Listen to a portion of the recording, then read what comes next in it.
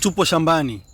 Hiki hapa ni kisima ambacho mwenyewe aliamua kukichimba tu kwa mikono. Ni kisima ambacho kina takriban mita 12 na amepata maji vizuri, na tumemletea tenki pale. Na kazi yake hapa, yeye alikuwa anataka kupandisha maji kwa kutumia sola.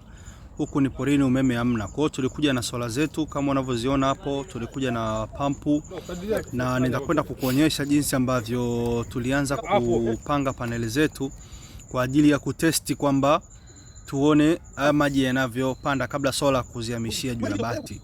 Kwa hiyo tulizipanga sola zetu pale na tuliunga kebo zetu kwenda kwenye pampu, na kwa bahati nzuri tulipata maji hapa. Tulitumia mpira ulikuwa ni wa inchi moja.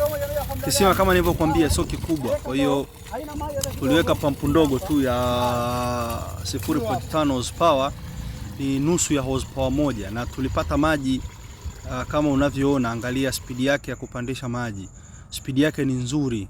Na kisima, ina maana kama kisima kikubwa zaidi angepata maji mengi zaidi ya haya unayoona.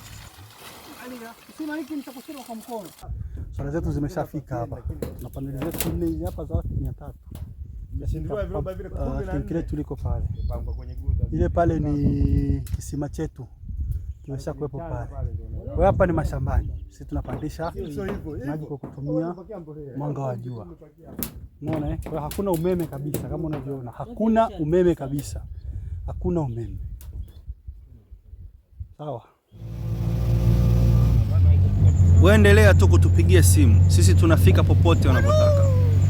Endelea kutupigia simu, tunafika popote unapotaka.